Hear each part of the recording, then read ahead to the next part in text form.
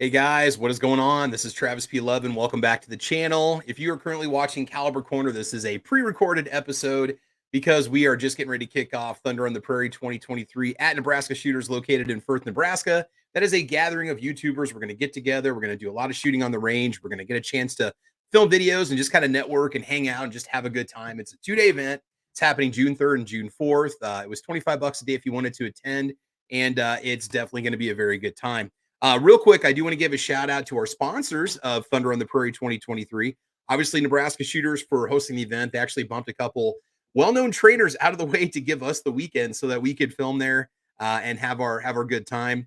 VersaCarry, they provided holsters and belts for YouTube channels that signed up by a certain deadline. And I'll tell you what, guys, the swag bags we put together, they were pushing like $200 a piece. Not out of our pocket, but from the donor items. And so if you're a YouTuber and you're going to Nebraska Shooters, Thunder in the Prairie, you're definitely going to do well. Let's see. Monstrum Tactical donated several optics for us to give away. They gave us 2 Banshees, 2 Ghosts, and 2 magnifiers, and then just a ton of 3 different heights of scope rings, like 1 inch or 30 millimeter, one of the two. And shout out to Monstrum Tactical for doing that. That is absolutely awesome. Mead Ammo provided the ammunition for the event, which is very cool. They provided a couple $1,000 worth of ammunition for us. I did a video on that. That's located over in Wood River, Nebraska. So that's Meat Industries, meatammo.com. Cleanse Oil donated some very expensive cleaning kits, a bunch of their cleaning products, a ton of little samples of their pre-saturated wipes that we can use. So we're going to have a little cleaning station set up. So if people want to clean up their firearms at any point during the event, they'll be able to do so. And then last but not least, we got Blackout Coffee Company, which is going to keep us well caffeinated for the event. They donated like 20 sample bags for all the people that will be attending, 1 per household. And then also 3 large bags, a GOA blend, let's see, Guns and Gadgets 2A blend, and like FPC blend. So we're going to have some really good coffee. We're all going to be jacked up on caffeine that whole weekend. I think it's going to be a lot of fun. So anyway, today I just want to talk about LPVOs for a little while. If you don't know anything about them, low power variable optics, they become kind of the rage over the last couple of years. And I know that these have been covered, you can almost say kind of ad nauseum over on the YouTube side, especially in our circles. But I had an opportunity to use one yesterday, and it was awesome. It was awesome. I'm coming to the realization that as I get older now, my eyesight is not as great as it was, say, 5 or 10 years ago. Once I hit like 45, I really started to notice, and part of it could be from me being on a computer all the time. I know it's not good for them. And so anyway, so having this quick, fast zooming optic with fast target acquisition, it was amazing what it did for me just sitting on the bench. I couldn't imagine it in like a real life, high pressure situation. So LPVOs, we're just going to talk about what they are. I'm going to show you the one that I had a chance to use out. I do want to say that I'm not sponsored by Monstrum Tactical, nor do I have an affiliate link for them, but I did use one of their LPVOs yesterday. In fact, we had an opportunity to use the Banshee. I have it all packed up because it's going off to another YouTuber, so I'm not going to get it out, but I will show it to you on the website. And I'll tell you what, now that some of these, there's some companies that have some great, budget friendly prices that are out there on these LPVOs. You don't have to spend $400 or $500. Now, what I can attest to is just long-term durability of these LPVOs on the lower end. Are they going to be able to handle? Are they rugged? Are they truly going to, withstand like the rigors of, say, battle use? Right? I don't know, but what I used was great, and I'm convinced I'm probably going to go ahead and pick one up. And again, it was amazing. It was not that expensive. So we'll talk about that LPVO that I tested out. Also, first focal plane versus second focal plane, because that always comes up. It's going to read to you guys the definitions of them and then which one's best for you. And otherwise, I think that's probably about it. So first of all, I want to send out shout out to everybody that's been supporting the channel. Thank you guys over on Patreon. You're awesome. I've been posting a lot of videos over there for you guys to keep you entertained. You always get to see stuff early. It's been a while since I've done drawings for the channel. I might start those up after we get done with Thunder on the Prairie. Thunder on the Prairie, it is an expensive event for Defense Dad and myself. There's a lot of kind of out-of-pocket expenses, and we don't ask for anything from anybody because, for me, it's kind of my vacation, getting everybody together, having a good time, getting to see everybody, just do days and days worth of shooting. It's just so much fun at the range. So anyway, let's just get right into it. Is an LPVO right for you? So like an LPVO versus a standard scope, like what exactly is it? What do you need to know about it? So let's go ahead and just share some information with you guys here real quick. We're just going to go on over to the Vortex website. And I'm bouncing between a couple different websites. I'm just finding whoever came up first in a little Google search here. So is an LPVO right for you? That's the question. LPVO, what does that even mean? Low power variable optic. Essentially, this is referring to any rifle scope whose magnification starts at a true 1x, 1 power, on the low end and goes up to the highest magnification 4, 6, 8, and like Vortex is talking about having a Razor Gen 3 1 to 10 or even higher. So, to the relative traditional rifle scope, it's fairly low power and it varies by being able to magnify your image anywhere between 1 and its highest magnification, which really you can do that with just a common rifle scope, but there's kind of some design differences with the LPVOs, maybe a little more, high speed, low drag kind of philosophy behind them. And then also the reticles that you tend to get on these LPVOs. In my opinion, they're more of a tactical or combat style reticle. Not that you can use them on hogs or coyotes, but the way they design the reticles, they're designed for two-legged predators. The common way you'd see one of these written out, let's see here, that's just going to be them talking about the Strike Eagle. So LPVOs, what are they used for? Why would anyone want such a low power rifle scope? Well, primarily used on AR-15s and other carbines that see a combination of close quarters, fast-moving shooting, as well as mid-range engagements. The LPVO's real advantage is versatility in comparison to red dots and holographic sights, which are a true 1x. As modern firearms, ammunition, and training have advanced the capability and accuracy of our military, law enforcement, and private citizens, more and more people have started to go this route to get the most out of their do-it-all weapon. Door kicking to downrange, the LPVO has you covered. So, depending on the magnification level, we might be talking something, like 1 to 6, you're probably going to be solid out to 200, 300 yards, depending on what you're shooting at. Now, as I'm going to show you my targets here in a little bit, I was just shooting small dots and trying to do it on a dot side unmagnified versus the LPVO versus a magnified dot side. It was just like a complete world of difference for me when I was sitting there at the range. All right, so going back to the information. So that's a little bit of what Vortex has. And they talk about the 1X compared to a red dot. It is hard to beat the fast, acquisition that a red dot's going to provide you, the lightweight, the lower cost, just the quick reliability of having a red dot or a holographic scope. Whereas your LPVO, it's going to weigh a little bit more, could take you an extra moment to acquire on target. But of course, as you know, if you train with these things, you can become very proficient with them. What I really liked about the Banshee was the fact that it had awesome light gathering capabilities. It was overcast yesterday when I was out. It was kind of cloudy, and I had no trouble picking up the target. I love the reticle on the Banshee. I'm hoping I can show it to you. It's basically just like a square with a dot in the middle, and then the crosshairs going through it, and it just like rested perfectly on the bullseyes. It would rest perfectly on your silhouette targets. And then also, the ballistic reticles in a lot of these are either going to be tuned for 5.56 or 762 by 39 or 308. So they're going to have your MOA adjustments, your drop compensation and stuff like that, and windage also. But the LPVOs tend to keep it very simple. It's about just simply eliminating the target. Okay, so we'll go ahead and move on real quick. Let's talk about this idea of first focal plane versus second focal plane, because if you go shopping for one of these things, there is a significant price difference between the two. I believe the second focal plane is a little bit cheaper whenever you find them online versus first focal plane. So this website does a really good job at talking about the differences between the two, and then also kind of showing you physically what is the difference. First focal plane's up towards the front, second focal plane's towards the rear, right? So what do we need to know? It says if it's first, it follows. If it's second, it stays. A rifle's scope's reticle is placed in either the first focal plane or the second focal plane. The main difference between the two options is how the reticle behaves when adjusting the scope's magnification. An FFP rifle scope has a variable size reticle, while a SFP rifle scope will have a static reticle at all magnifications. There's advantages and disadvantages to either option. So first focal plane, you can see that the target and then also the reticle, it's basically one size. And then you go to 12 magnification and then 24 magnification, and everything gets larger as it brings it in. First focal plane rifle scopes are commonly preferred by long-range target shooters. When adjusting magnification on an FFP rifle scope, the reticle your eye sees will change in size, becoming increasingly larger as magnification increases. What this means is your units of measurement per each hash mark or MOA or mil represent the same value regardless of the current magnification setting. Moving on, first focal plane rifle scopes are starting to gain popularity with hunters who find themselves shooting their intended targets at longer distances. Knowing the hash marks will represent the same value in all scenarios is an advantage in terms of speed. Speed, however, comes at a cost.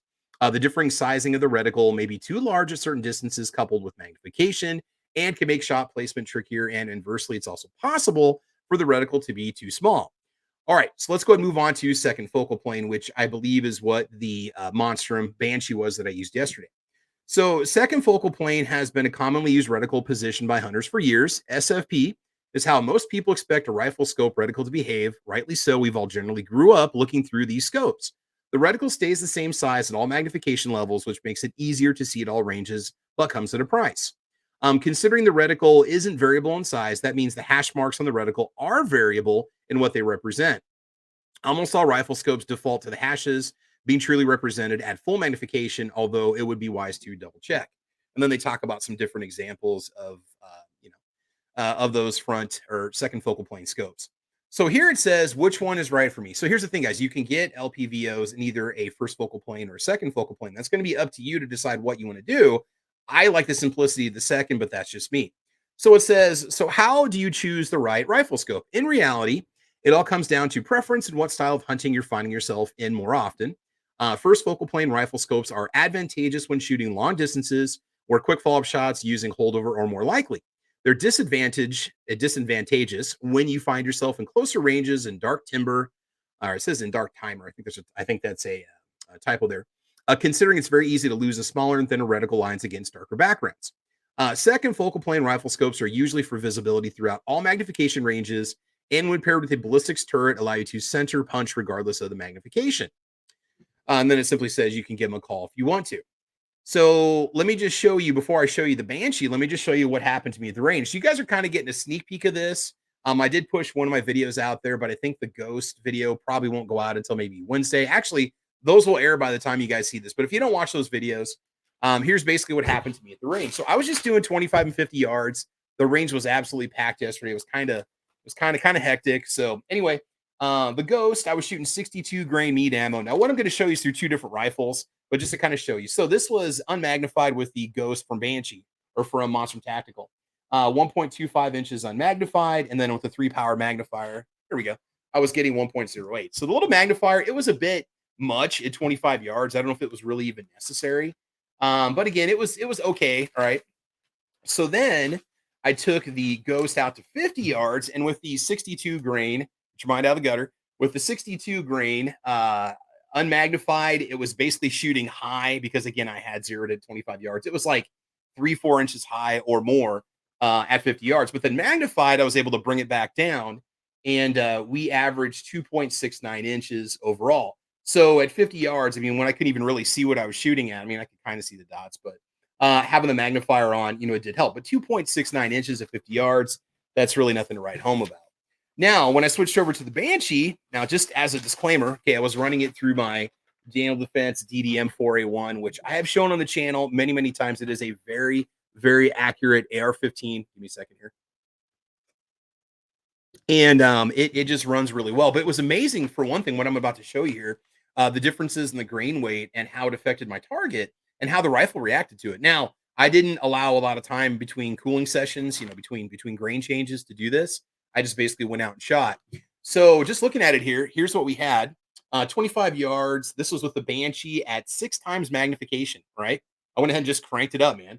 I had a .46 9-shot average, 1.38 running 62 grain, .46 running 55 grain, and then .45 of an inch at 6-power magnification at 25 yards with 77 grain. Now, a lot of you are saying, well, I can do that with iron sights all day. That's cool, because I can't. And so in order for me to pull this off, it took some magnification, and I was very, very happy about that. So in a close quarter situation, if I had that magnification cranked up, those shots are going to go where I want them to. Now, in all honesty, I probably could have done a little more adjustment and zeroing, but I was already at the range for 3-4 hours filming these things yesterday, and I was getting pretty tired. So at this point, I thought, let's bring it in as close as we can, and we'll go from there. So the 77 grain, by the way, for meat ammo, absolutely stellar performer. Yeah, 0.45 of an inch of a 9-shot group or three-shot groups. That's definitely one to stay with. Now, when we go out to 50 yards, remember with the Ghost, I couldn't even put it on paper.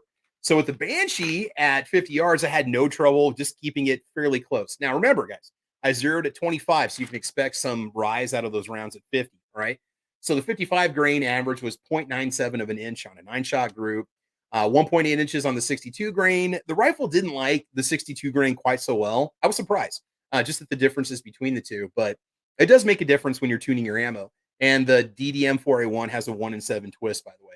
And then 77 grain at the bottom was a 1.3 inch 3-shot average, and that was towards the end when the barrel was pretty hot. So that could have affected it a little bit, but it is kind of funny that the 55 grain performed so well. And I'm honestly now, if I'm only going to be giving up a third of an inch, in accuracy, which could be what, maybe half an inch, 3/4 of an inch of accuracy at say 100 yards, then I'm just going to stick with the 77 grain because it's a much more potent round. But the point of this is with the magnified optic, I was able to do way better than I was doing before. So I mean, it did make a big difference for me, and I was very happy with it. So when you start looking at these LPVOs, I mean, you really want to do your research. You want to read some reviews, watch some videos online, look for the pros and cons. Definitely check out the warranty on these. Although I will say this, it is kind of becoming the standard that the lifetime warranty on, say, Banshee, Vortex, Primary Arms, a lot of these other companies that are out there, Leopold, don't know so much about Trigicon. That's just kind of becoming the standard. So I mean, really, that's not even a bragging point for a company anymore. So what we're going to do is we're going to go ahead and take you guys over to the Monstrum Tactical website. It's going to show you a couple LPVOs. Again, like I said, guys, I have no affiliate code for this. Just this is what I shot. This is what I used. So let me go and show you guys what I ran at the range, and I absolutely loved it. So let me explain why here in a little bit. First of all, it's available on flat dark earth, which matters to me because I'm going to be putting it on the DDM4. I wanted to kind of go along with the whole color scheme of that gun, which has different shades of FDE. So the Banshee 1 to 6 by 24 LPVO, I really do need to maybe test it out to say 100 or 200 yards, but the 6 times magnification and the reticle is absolutely awesome. It was just amazing. You can get this also in FDE for $129.95. And this does include the cantilever mount that comes with it. And it did clear with no problems the Troy battle sight, iron sight, flip up iron sight on the back of my DDM4. So, I mean, that right there was definitely something that was, I didn't want to have to take off the iron sight. I don't want to run an offset, set of mounts. Nothing against that, but I just don't want to. And okay, so at 1 times magnification, 1 power magnification, you do kind of notice a little bit of distortion, not much, but you can tell you're looking through a magnified lens. Like you can tell you're looking through glass, whereas your red dot unmagnified is just very crisp and concise and to the point. But even when I zoomed in all the way on 6 power, it was awesome. I mean, no distortion, no fisheye effect, no weirdness, nothing going on. Just straight up taking shots, and it held zero with no issues. The reticle does line up in this. It does light up red and green, and so that's one thing that it is nice to have that. But I couldn't really notice it during the daytime. It could have been a battery thing. I did forget to switch the battery, but it would come on, and in the house it was pretty bright. But I think you're going to want that probably for more of a low light, kind of situation. So Monstrum, this is pretty much where they start for an LPVO, and I believe this is a second focal plane SFP LPVO. Just kind of give you some information about it real quick. It is made from aircraft grade aluminum. It is good for close to mid range out to 300 plus yards. Really does depend on the shooter. Objective diameter is 24 millimeter, and they do make larger barrels. Also, if you want more light acquisition, Monstrum pretty much offers it if you don't mind paying a little bit more. The objective diameter is 24 millimeters, and it is fairly compact. It is 17 ounces. I don't really notice a lot of weight difference on it. I mean, it weighed 6 ounces more than my EOTech that I keep on there, and that's just not much of anything, especially that DDM 401's got the original Riz or Rise 2 handguard on it. So I mean, it's pretty heavy anyway. It's a giant quad rail. So I mean, I'm not in this one for the lightweight game. So obviously that's not going to be an issue. Fog and water resistance, yes. Nitrogen sealed with a lifetime warranty. I don't know if I can get you guys I wish they had a picture of the reticle. Maybe I can bring it up here real quick and we'll show you. There we go. So the reticle itself, let's go up. There we go. So this is what you got here. One MOA equals 1 inch at 100 yards. So you basically have this kind of like a square. I barely passed geometry, so I can't tell you what this would actually be called. But anyway, you kind of have a square. You've got your little holdover marks. You've got your dot in the center, but it just fit like bullseyes fit in it perfectly. I didn't get a chance to try it on any silhouette targets, but you can see how that would come in handy. Also, you've got your 0 to 20 MOA of compensation, and then also 40 MOA width for your windage. So that is pretty cool. Don't have a picture of it in FDE, but they do claim that they sell it in FDE. So I'm going to want to pick one up just like that. But otherwise, it did leave me very, very impressed. And so I don't think I'm going to outfit all my guns with these things because I do try to keep some lighter weight rifles with just, backup iron sights on them or just a red dot. But again, I was very happy with with how it performed. Okay, now let's go ahead and show you one of the other ones. Now they do have a new series that just came out that's called the Spectre series. And the other one I was also looking at is the Spectre 1 to 8 by 28. So this is going to give you up to 8 times magnification with a 28 millimeter barrel, I believe, or 28 millimeter objective lens, one of the two. So just a little bit larger version, basically, of the Banshee. It's about $100 more. Quality wise, it does have some different turrets on it. Those are going to be a little bit quicker acquisition turrets on the top, a little more tactical style, I guess, that they're ready to be. You don't have to unscrew any caps to adjust them or anything like that. It does also come in FDE. It does look good in FDE too. So that was one thing I do like about it. There you go in flat dark earth. It does cost the same price. Sometimes Monstrum charges a bit more for their FDE stuff, and sometimes they don't. I don't get it, but it's no big deal. So anyway, that's what it looks like in flat dark earth.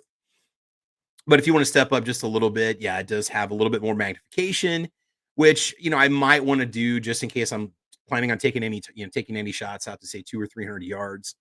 This is close to mid range, 400 plus yards. Tube diameter is 34 millimeter, and the objective diameter is 28. And then it shows you the reticle, which is also identical. It's the same reticle to what you get on the regular Banshee. So here's an example of it, guys. They're showing you what it looks like here, and you can see what it does on a silhouette target.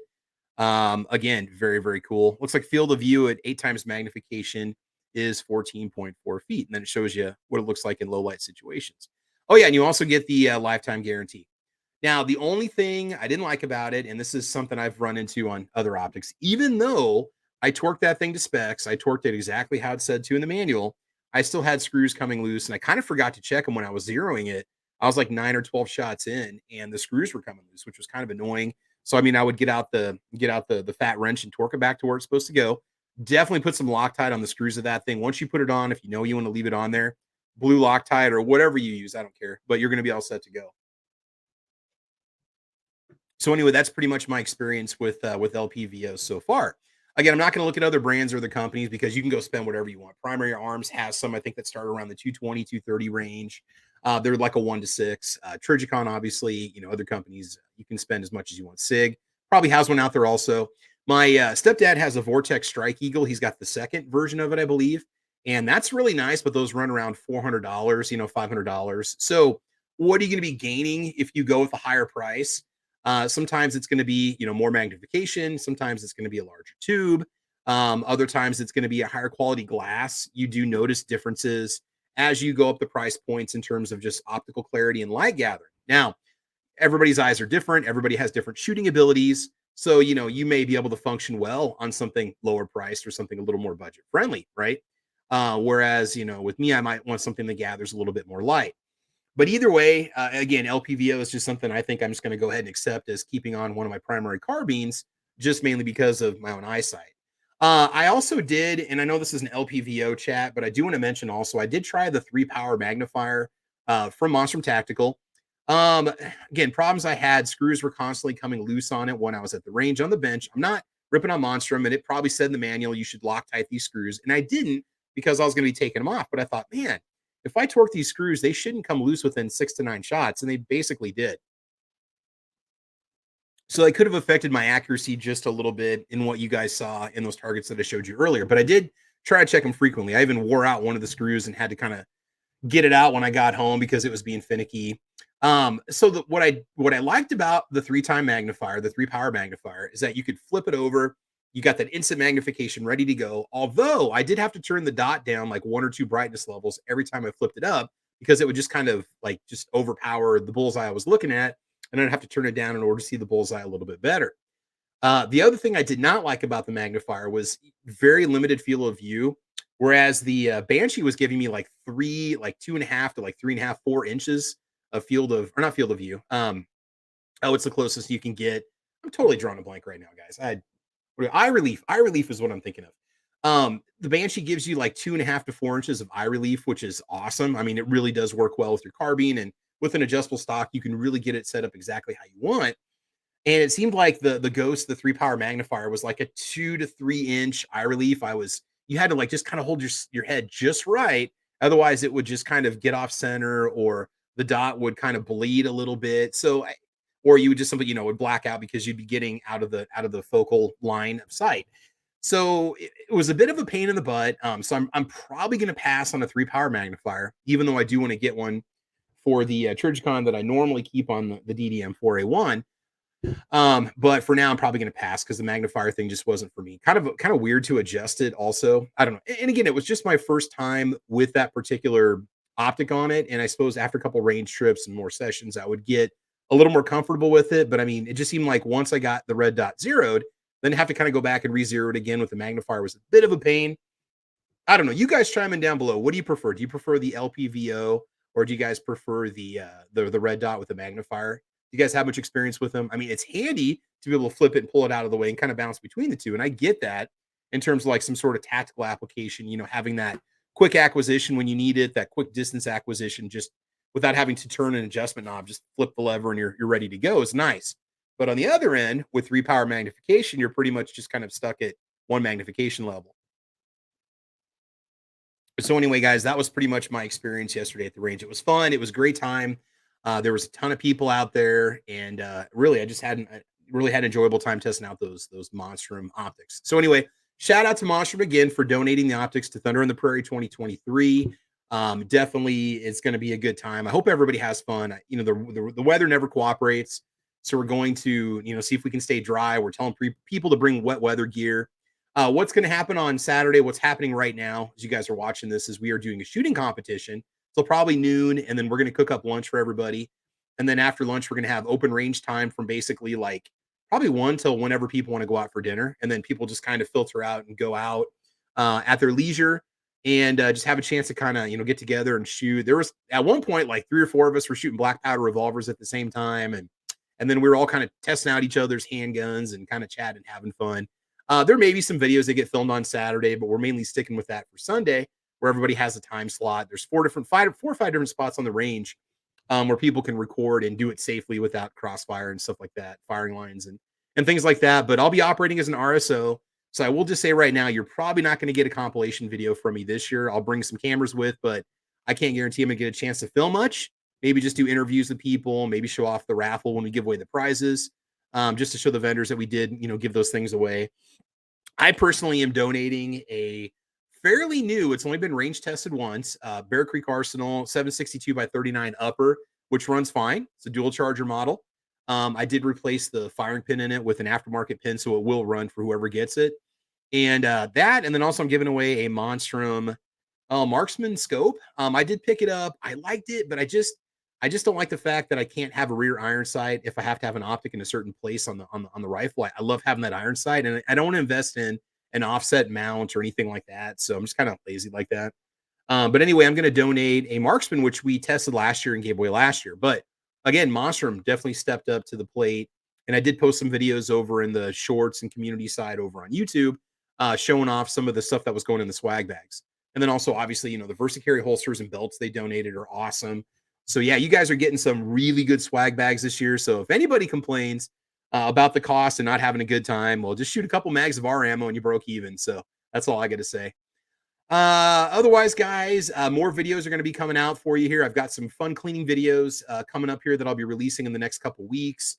I did have an opportunity to shoot an M&P core with a Burris Fastfire 3 on it. So shout out to my friend who let me use that at the range. It was really cool. We got it mounted on the pistol and had an opportunity to shoot it, got zeroed. With me with red dots, I like them, but I'm so old school. It's just on pistols, at least. It's just taking me some time to get used to them. I'm sure if you shoot with them, with any length of time, you'll get more used to them and you're going to be very proficient with them and so on. A lot of you probably use them all the time. And so we did have a good time though. It was fun. Put a lot of shots down range and got it zeroed. And that Burris, that little Fastfire 3, it held up really well. It did handle it, had no trouble mounting on the M&P Core 9, and it was sweet. So anyway, guys, I think that's about it. We've been going for almost 30 minutes, just sitting around talking to you guys. I want to wish you guys have a wonderful weekend. Hopefully you'll see a lot of content coming out from Thunder on the Prairie 2023. At worst case scenario, we'll get together and get a chance to hang out, just do a lot of shooting and just have a good time and win some fun prizes and so on. And then also, again, Meat Ammunition, they're going to send out a couple of their guys too to be shooting with us too. So that'll be fun. Get a chance to talk to some industry people and see what they have to say about their ammo and just have a lot of fun. Oh, one last thing too. NFOA, Nebraska Firearms Owners Association. I want to give a shout out to them because a couple days ago they did a beginner's introduction to firearms, and it was fun because myself and Defense Dad and a bunch of other people were there. Basically, if you had no experience on a firearm whatsoever, you could come into the range for free, shoot a lot of different guns, and get comfortable with the firearm. Learn about carry insurance, learn about the classes that they're offering. And I actually had a chance to work one-on-one with a younger person that had never fired a gun before, never shot a pistol before in real life other than just video games.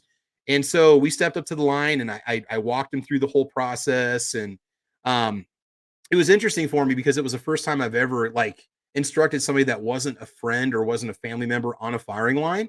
So I was being very, trying to explain things in a very simple way, trying to speak slowly, which I don't normally do. And I'll tell you what, this guy started off, we just did one shot at a time, one bullet in the mag and fired like 6 or 8 different guns and then started doing, full mags. And by the time this guy got through his 6th or 8th gun, he was just shooting awesome. We were shooting close distance stuff, but just, getting used to it and so on. I did have an opportunity that evening to shoot the Prodigy by Springfield Armory.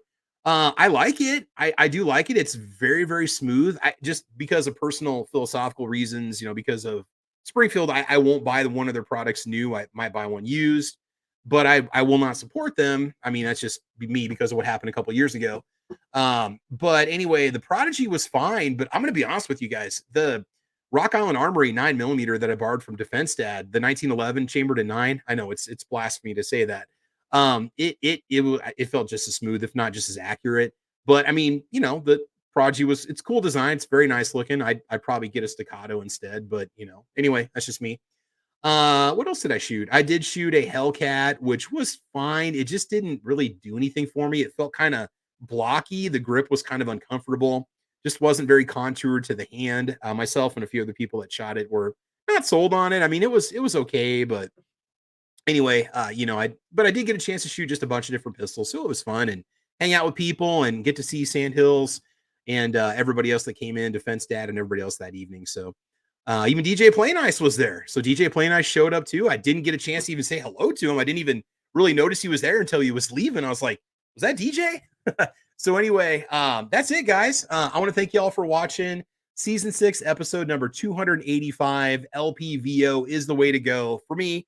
Low power variable optics. Try one out. Give one a try. See what you think. Make sure you know what the return policy is if you're not really into optics that much, but you want to try one. Just try it out and see what you think. I think you're going to enjoy it. I think that as we get older, we're going to appreciate that quick magnification because it does get you on target much faster. Unless you got 20/20 vision or 20/10 vision, you're lucky. You're lucky. Consider yourself blessed. So anyway, guys, this is Travis P11. Thanks for watching. Please like and subscribe. We'll see you guys next Saturday. Maybe we'll do a Thunder on the Prairie wrap up and just talk about what happened and what we did and who was there and what took place. And we'll go from there. So in the meantime, guys, I want you to have fun. I want you to be safe. And as you know, we will talk to you soon. Bye, Felicia.